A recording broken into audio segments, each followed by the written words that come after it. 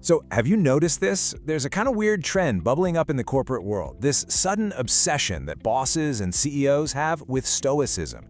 On the surface, it sounds great, right? Super enlightened, but stick with me here, because there's a whole other side to this story that's not so great. This really clicked for me when a friend was telling me about their company's new CEO. At first, they were totally thrilled. This new guy seemed different, like a real philosopher king, but for the 21st century. I mean, in his very first company-wide meeting, the CEO is quoting the Roman Emperor Marcus Aurelius. He's talking all about focusing on what's in our power and just accepting everything else. And then he actually gifts every single employee a copy of Meditations. My friend was thinking, wow, this is it. We've got a deep, thoughtful leader. And then, just 3 months later, bam, the other shoe drops. The company announces pay freezes and starts laying people off. And when people, started voicing their very real concerns about their jobs and their bills, the CEO's advice was just focus on what you can control. Be stoic. And right there, that's when that shiny, enlightened image just shattered. This wasn't about personal growth, it was about something else entirely. And that little story, it really pulls back the curtain on this troubling new trend, how an ancient philosophy about personal virtue is being twisted into a corporate management tool. So let's break it down. What exactly is Stoicism, and what really happens when it's your boss who's telling you to practice it? All right, so first, a super quick and simple definition. The heart of Stoicism is this idea called the dichotomy of control. It basically teaches you to draw a line between stuff you can actually influence, like your own thoughts, your own actions, and stuff you can't, like, the economy or what other people think.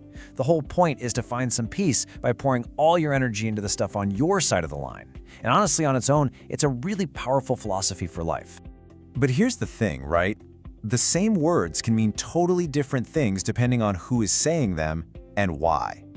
When these very same ideas are coming from someone who signs your paycheck, someone who has power over your career, well, the whole context just flips on its head. Let's look at how this actually plays out. Okay, so for example, let's say you bring up your salary. A boss armed with a little stoicism might say something like, look, the exact number on your paycheck isn't really in your control. What is in your control is doing excellent work. So let's focus on that. See what happened there? It's clever. A totally legitimate business conversation just got turned into a problem with your mindset. The issue isn't the pay anymore, it's you for not being virtuous enough.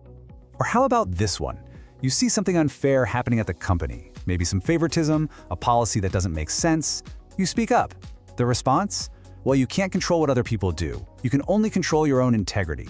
Just be stoic about it. The message between the lines is crystal clear. Stop making trouble. It's a way to shut down dissent and make it sound like wisdom. And this is the most extreme. A round of layoffs is happening, and the CEO gets up and says, I'm more fatigued, love your fate. This isn't a setback, it's an opportunity for growth.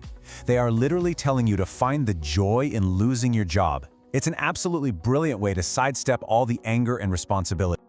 So now we get to the real question. Why? Why has this specific philosophy become the new favorite toy for a certain kind of management? The answer is because when it's used this way, Stoicism is the perfect tool for controlling employees. It serves 3 very specific goals that help the company, not you. This whole strategy, this corporate Stoicism, it really rests on 3 main pillars. First, it shifts the responsibility for big systemic problems onto you, the individual. Second, it keeps employees from banding together by telling everyone to just look inward. And third, it completely silences calls for change by calling them unenlightened. Let's dig into each one. Okay, so killer number 1 is all about shifting responsibility. This is the magic trick. An objective, real-world problem like low pay is suddenly no longer about economics. No, now it's about your mindset. It makes you feel kind of guilty, like maybe you're just too materialistic. And the result? Your boss doesn't have to change a thing, but you're left feeling like you're the one who needs to fix yourself. Now, once they've made it your problem, they move on to the second pillar, preventing people from teaming up. Think about it. Historically, the only way workers ever got real power was by uniting. But what does corporate Stoicism preach? Look inward, focus on yourself. It breaks everyone apart. If every single person is on their own quiet, personal journey, well, they're not talking to each other about the problems they all share, and that keeps everyone powerless. And that brings us to the final move, The real checkmate, silencing anyone who asks for change. In this twisted setup, just accepting things as they are, no matter how bad, is framed as the wise, enlightened thing to do.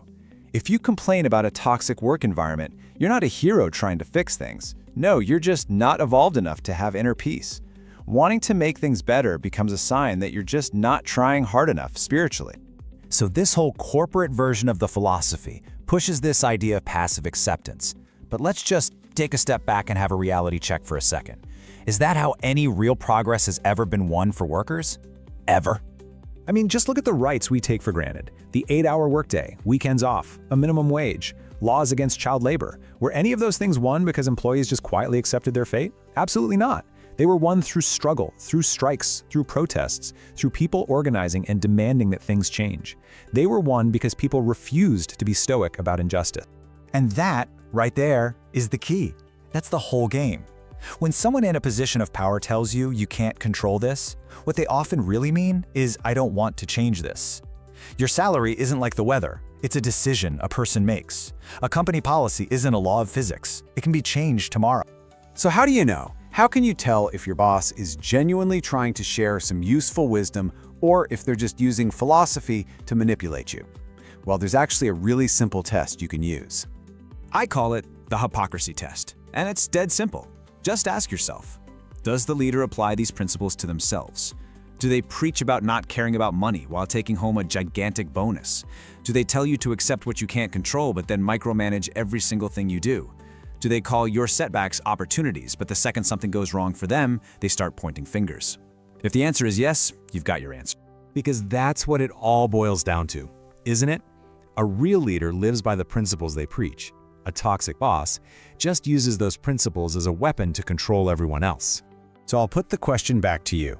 When you see this happening in your own life, when a boss starts quoting ancient philosophers right after announcing bad news, you have to ask yourself, is this wisdom?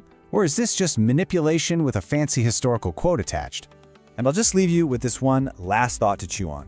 Remember, Marcus Aurelius was an emperor, the most powerful man on earth. His writings were for himself, to master his own mind, not to tell his people to just put up with unfairness. So what do you think he'd do if he were a regular employee today? Would he see something unjust and just stoically accept it? Or would he use his reason, his virtue, and his voice to fight for what's right? That's a question worth thinking about.